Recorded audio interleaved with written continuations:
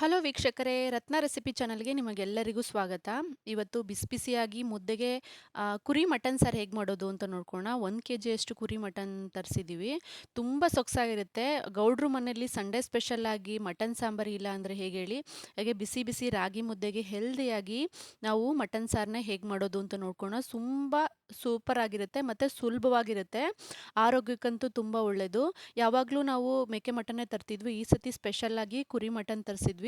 ತುಂಬ ಚೆನ್ನಾಗಿ ಬಂದಿತ್ತು ಸಾಂಬಾರಂತೂ. ಹಳ್ಳಿ ಕಡೆ ಹೀಗೇನೆ ಮಾಡೋದು. ತುಂಬ ಸೊಗಸಾಗಿರುತ್ತೆ. ಹೇಗೆ ಮಾಡೋದು ಅಂತ ನೋಡ್ಕೋಣ ಬನ್ನಿ. ನೋಡ್ತಾ ಇದ್ದೀರಲ್ಲ ರೆಡ್ ಕಲರ್ ಹೋಗಿ ತುಂಬ ಚೆನ್ನಾಗಿದೆ. ಇದು ನೋಡಿದಾಗೆ ಅನ್ಸುತ್ತೆ ನಿಮಗೆ ಇದು ಕುರಿ ಮಟನ್ ಅಂತ. ನಾನಿಲ್ಲಿ ಚರ್ಬಿನ ಸಪ್ರೇಟಾಗಿ ಎತ್ತಿ ಮಡಿಕೋತಾ ಇದ್ದೀನಿ. ಯಾಕೆಂದರೆ ಸಾಂಬಾರಾಗಿ ಇನ್ನೇನು ಕೂಗಿಸ್ಬೇಕಾದ್ರೆ ಅಥವಾ ಸಾಂಬಾರು ಪುಡಿ ಎಲ್ಲ ಹಾಕಿ ಮುಚ್ಚಬೇಕಾದ್ರೆ ನಾವು ಇದನ್ನು ಹಾಕೋಣ. ಯಾಕಂದರೆ ಹೀಗೆ ಹಾಕೊಬಿಟ್ರೆ ಅದು ಎಣ್ಣೆ ಎಲ್ಲ ಬಿಟ್ಬಿಟ್ಟು ಅದು ಮಟನ್ ಬೇಯೋಕ್ಕೆ ಸ್ವಲ್ಪ ಟೈಮ್ ಆಗುತ್ತೆ. ಅದರಿಂದ ಸಪ್ರೇಟಾಗಿ ಮಾಡಿಕೊಂಡು ತೊಳ್ಕೊಳ್ಳೋಣ. ಈಗ ಒಂದು ಮಿಕ್ಸಿ ಜಾರಿಗೆ ಸಿಂಪಲ್ಲಾಗಿ ಮಸಾಲ ಮಾಡ್ಕೊಳ್ಳೋಣ. 1 ಗೆಡ್ಡೆಯಷ್ಟು ಬೆಳ್ಳುಳ್ಳಿ ತೊಗೊಂಡಿದ್ದೀನಿ.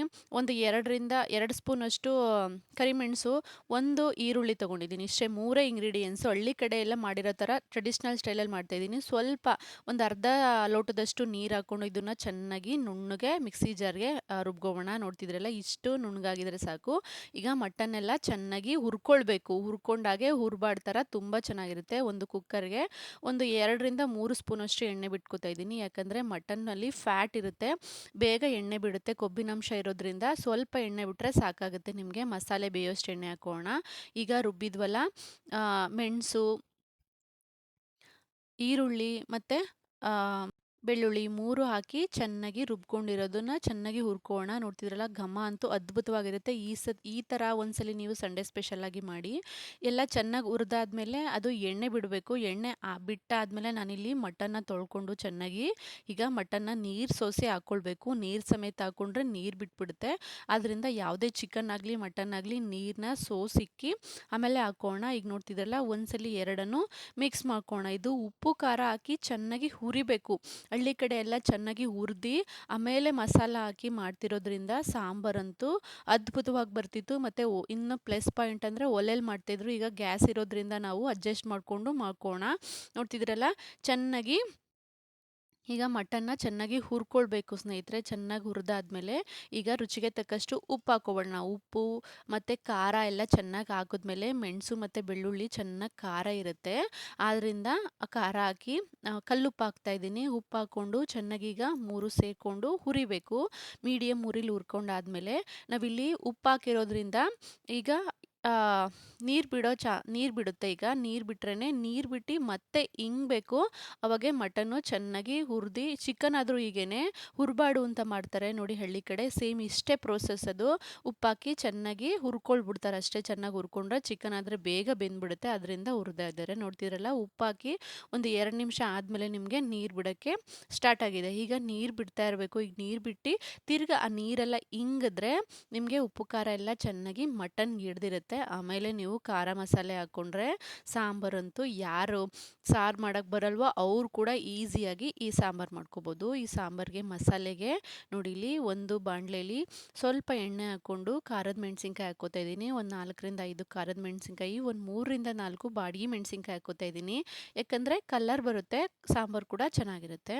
ಒಂದು ಅರ್ಧ ಈರುಳ್ಳಿ ಹಾಕ್ಕೋತಾ ಇದ್ದೀನಿ. 1 ಗೆಡ್ಡೆ ಬೆಳ್ಳುಳ್ಳಿ ಹಾಕೋತಾ ಸ್ನೇಹಿತರೆ. ಬೆಳ್ಳುಳ್ಳಿ ಅಲ್ಲಿ ಕೂಡ ಹಾಕ್ಕೊಂಡಿದ್ದೀನಿ. ಈಗ ಸ್ವಲ್ಪ ಹಾಕ್ಕೊಂಡ್ರೆ ಸಾಕು.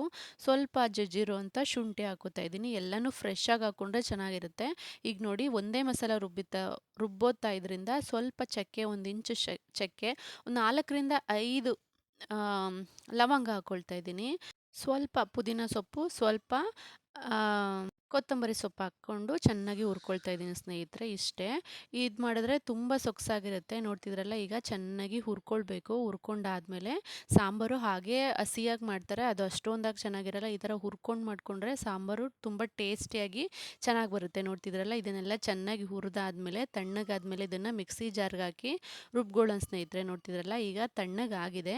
ಇದೇ ಮಿಕ್ಸಿ ಜಾರ್ಗೆ ನಾನಿಲ್ಲಿ ಮಿಕ್ಸಿ ಜಾರ್ ಕೂಡ ಹಾಕ್ಕೋಬೋದು ಅಥವಾ ಹೀಗೇನೆ ನೀವು ಹಾಕ್ಕೋಬೋದು. 1 ಸ್ಪೂನಷ್ಟು ಸಾರು ಗಟ್ಟಿಗೆ ಬರೋಕ್ಕೆ ಅಥವಾ ತಿಕ್ಕಾಗಿ ಬರೋಕ್ಕೆ 1 ಹಿಡಿಯಷ್ಟು ನಾನಿಲ್ಲಿ ಕಡಲೆ ಪಪ್ಪು ಹಾಕ್ಕೋತಾ ಇದ್ದೀನಿ, ಹುರಿಗಡಲೆ ಹಾಕ್ಕೋತಾ ಇದ್ದೀನಿ, ಸ್ವಲ್ಪ ಅರಿಶಿಣ ಹಾಕ್ಕೋತಾ ಇದ್ದೀನಿ, ಮಸಾಲೆ ಕೂಡ ಹಾಕ್ಕೋಬೋದು. ಒಂದು 4ರಿಂದ 5 ಸ್ಪೂನಷ್ಟು ಕನ್ಸಿಸ್ಟೆನ್ಸಿ ಎಷ್ಟು ಬೇಕೋ ಅಷ್ಟು ನೋಡಿಕೊಂಡು ನಾನು ಧನಿಯಾ ಪುಡಿ ಹಾಕ್ಕೋತಾ ಇದ್ದೀನಿ.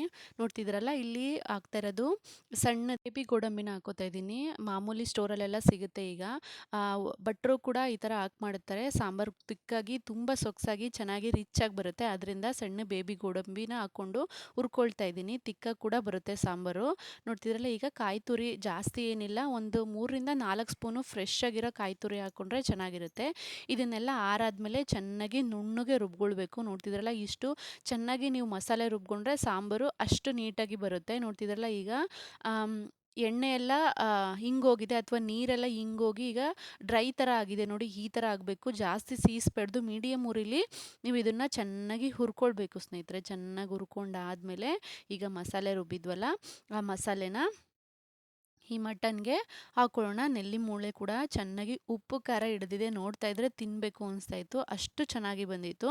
ನೋಡ್ತಿದ್ರಲ್ಲ ಈಗ ಖಾರ ಮಸಾಲೆನ ಈಗ ರುಬ್ಬಿದ್ವಲ್ಲ ಆ ಮಸಾಲೆನ ಹಾಕಿ ಒಂದು 2 ನಿಮಿಷ ಕೈ ಆಡಿಸಿ. ಬಿಸಿ ನೀರು ಹಾಕ್ಕೊಂಡ್ರೆ ಬೇಗ ಕುಕ್ ಆಗಿಬಿಡುತ್ತೆ, ಅಥವಾ ಬಿಸಿ ನೀರು ಆಗಿಲ್ಲ ಅಂದರೂ ಕೂಡ ಅಡ್ಜಸ್ಟ್ ಆಗುತ್ತೆ. ನೀವು ತಣ್ಣೀರು ಕೂಡ ನಿಮ್ಗೆ ಎಷ್ಟು ಕನ್ಸಿಸ್ಟೆನ್ಸಿ ಬೇಕೋ ಅಷ್ಟು ಹಾಕ್ಕೋಬೇಕು. ನೀರು ಹಾಕ್ಕೊಂಡು ನೀವು ನೋಡ್ಕೊಳ್ಳಿ, ಸಾರು ಎಷ್ಟು ಬೇಕೋ ಅಷ್ಟು ನೋಡಿಕೊಂಡು ಹಾಕ್ಕೊಂಡ್ರೆ ಸಾಂಬಾರು ರುಚಿಯಾಗಿ ರೆಡಿ ಆಗುತ್ತೆ. ಇಲ್ಲಿ ಉಪ್ಪು ಖಾರ ಎಲ್ಲ ಹಾಕಿದ್ದೀವಿ, ಟೊಮೊಟೊ ಹಣ್ಣು ಆ್ಯಡ್ ಮಾಡೋಂಗಿಲ್ಲ. ಮಟನ್ ಸಾರಿಗೆ ನಾವು ಜಾಸ್ತಿ ಟೊಮೊಟೊ ಹಣ್ಣು ಹುಳಿ ಆಗುತ್ತೆ, ಸಾಂಬಾರು ಟೇಸ್ಟೇ ಬದಲಾಗ್ಬಿಡುತ್ತೆ. ಆದ್ದರಿಂದ ಟೊಮೊಟೊ ಹಣ್ಣು ಆ್ಯಡ್ ಮಾಡ್ದೇ ಮಟನ್ ಸಾರು ಮಾಡ್ತಾರೆ. ಚಿಕನ್ ಸಾಂಬಾರಿಗಾದರೆ ಒಂದು ಸಣ್ಣ ಟೊಮೊಟೊ ಹಾಕ್ಕೊಳ್ತೀವಿ, ಆದರೆ ಮಟನ್ ಸಾರಿಗೆ ಆ್ಯಡ್ ಮಾಡಲ್ಲ. ನೋಡಿ ಈ ಮಿಕ್ಸಿ ಜಾರ್ಗೆ ನಾನಿಲ್ಲಿ ಒಂದು 2ರಿಂದ 3 ಲೋಟದಷ್ಟು ನೀರು ಹಾಕೋತಾ ಇದ್ದೀನಿ. ನಿಮ್ಮ ಕನ್ಸಿಸ್ಟೆನ್ಸಿ ಎಷ್ಟು ಬೇಕೋ ಅಷ್ಟು ನೋಡ್ಕೊಂಡು ಹಾಕ್ಕೊಳ್ಳಿ. ಇದು ದೋಸೆಗೆ, ಪೂರಿಗೆ, ಚಪಾತಿಗೆ, ರಾಗಿ ಮುದ್ದೆಗಂತೂ ಹೇಳಿದ ಮಾಡಿ ಕಾಂಬಿನೇಷನ್ನು. ನಾನು ಇದಕ್ಕೆ ದೋಸೆ ಮತ್ತು ಮುದ್ದೆ ಜೊತೆ ಸರ್ವ್ ಮಾಡಿದೆ. ಮುದ್ದೆಗಂತೂ ಚೆನ್ನಾಗಿತ್ತು. ಬೆಳಗ್ಗೆ ಹೊತ್ತು ಮುದ್ದೆ ಮಾಡಿಕೊಟ್ಟು ಮಧ್ಯಾಹ್ನಕ್ಕೆ ದೋಸೆ ಅಥವಾ ಇಡ್ಲಿ ಕೂಡ ಚೆನ್ನಾಗಿರುತ್ತೆ. ನೋಡಿ ಇಲ್ಲಿ ನೀರು ಬಿಟ್ಕೊಂಡು ಇಷ್ಟು ಕನ್ಸಿಸ್ಟೆನ್ಸಿ ಇದ್ದರೆ ಸಾಕು ಅನಿಸುತ್ತೆ. ಒಂದು 3ರಿಂದ 4 ಕೂಗ್ಸಿದ್ರೆ ಸಾಕು. ಈಗ ಒಂದು ಕಾಲು ಭಾಗ ಬೆಂದಿದೆ. ಈಗ ಹುರ್ಕೊಂಡ್ವಲ್ಲ, ಹುರ್ಬಾರ್ದು ಥರ ಹುರ್ಕೊಂಡೋಗಿರೋದ್ರಿಂದ ಒಂದು ಕಾಲು ಭಾಗ ಬೆಂದಿದೆ, ಇನ್ನು ಮುಕ್ಕಾಲು ಭಾಗ ಬೇಯಬೇಕು. ಆದ್ದರಿಂದ ಈಗ ಚೆನ್ನಾಗಿ ಮಿಕ್ಸ್ ಮಾಡಿ, ಉಪ್ಪೆಲ್ಲ ನಾವು ಅವಾಗೆ ಹಾಕ್ಕೊಳ್ಳೋದ್ರಿಂದ ಉಪ್ಪು ಹಾಕೋ ಅವಶ್ಯಕತೆ ಇಲ್ಲ. ಈಗ ಚರ್ಬಿನ ಹಾಕ್ಕೋಣ. ಈಗ ಇಟ್ಟಿದ್ವಲ್ಲ ನಾವು ಆ ಫ್ಯಾಟು, ಮಟನ್ ಫ್ಯಾಟು, ಅದನ್ನು ಈಗ ಹಾಕ್ಕೊಳ್ಬೇಕು. ಯಾಕಂದರೆ ಎಣ್ಣೆ ಎಲ್ಲ ಬಿಟ್ಕೊಬಿಡುತ್ತೆ, ಅವಾಗ ನಿಮಗೆ ಚೆನ್ನಾಗಿ ಅನಿಸಲ್ಲ. ಈಗ ನಾವು ಮುಚ್ತಿದ್ದೀವಲ್ಲ ಖಾರ ಮಸಾಲೆ ಹಾಕಿ, ಆವಾಗ ನೋಡಿ ಇಲ್ಲಿ ಒಂದು 1/4 kg ಚರ್ಬಿ ಕೊಟ್ಟಿದ್ದಾರೆ. ಒಂದು 1 kg ಮಟನ್ಗೆ ಚೆನ್ನಾಗಿತ್ತು. ಸ್ವಲ್ಪ ಜಾಸ್ತಿನೇ ಕೊಟ್ಟಿದ್ದಾರೆ ಗೊತ್ತಿರೋರು ಅಂತ. ಈಗ ಎಲ್ಲನೂ ಮಿಕ್ಸ್ ಮಾಡಿ ಒಂದು 3ರಿಂದ 4 ಕೂಗ್ಸಿದ್ರೆ ನಿಮಗೆ ಅದ್ಭುತ ರುಚಿಯಲ್ಲಿ ಟ್ರೆಡಿಷ್ನಲ್ ಸ್ಟೈಲಲ್ಲಿ ಕುರಿ ಮಟನ್ ಸಾಂಬಾರು ರೆಡಿಯಾಗುತ್ತೆ. ನಾನು ಇದನ್ನು ಮುದ್ದೆ ಜೊತೆ ಸರ್ವ್ ಮಾಡ್ಕೊತಾ ಇದ್ದೀನಿ. ನೋಡ್ತಿದ್ರಲ್ಲ ಎಷ್ಟು ಚೆನ್ನಾಗಿ ಬಂದಿದೆ ಅಂತ. ಎಣ್ಣೆ ಎಲ್ಲ ಬಿಟ್ಕೊಂಡು ಫ್ಯಾಟ್ ಅಂತೂ ತುಂಬ ಚೆನ್ನಾಗಿತ್ತು. ಈ ರೆಸಿಪಿ ನಿಮಗೇನಾದರೂ ಇಷ್ಟ ಆಗಿದರೆ ಪ್ಲೀಸ್ ನನ್ನ ಚಾನಲ್ನ ಸಬ್ಸ್ಕ್ರೈಬ್ ಮಾಡಿ, ಶೇರ್ ಮಾಡಿ, ಲೈಕ್ ಮಾಡಿ. ನೋಡ್ತಿದ್ರಲ್ಲ ಈಗ ಚೆನ್ನಾಗಿ ಬೆಂದಿದೆ, ಸಾರು ಕೂಡ ಕನ್ಸಿಸ್ಟೆನ್ಸಿ ಚೆನ್ನಾಗಿದೆ. ಒಂದು ಸತಿ ನೀವು ಇಟ್ಕೊಂಡು ನೋಡ್ಬೋದು. ಹಿಂಗೆ ತೆಗೆದ್ರೆ ಸಾಕು ನಿಮಗೆ ಚೆನ್ನಾಗಿ ಕುಕ್ ಆಗಿದೆ ಮಟನ್ನು. ಇಷ್ಟಾದರೆ ಸಾಕು ನಿಮಗೆ. ಕೆಲವೊಬ್ಬರು 3ರಿಂದ 4 ಸಾಂಬಾರಂತೂ ಮುದ್ದೆ ಕಾಂಬಿನೇಷನ್ ಆಗಿ ಅದ್ಭುತವಾಗಿರುತ್ತೆ. ವಿಡಿಯೋ ನೋಡಿದ್ದಕ್ಕಾಗಿ ಧನ್ಯವಾದಗಳು. Thank you.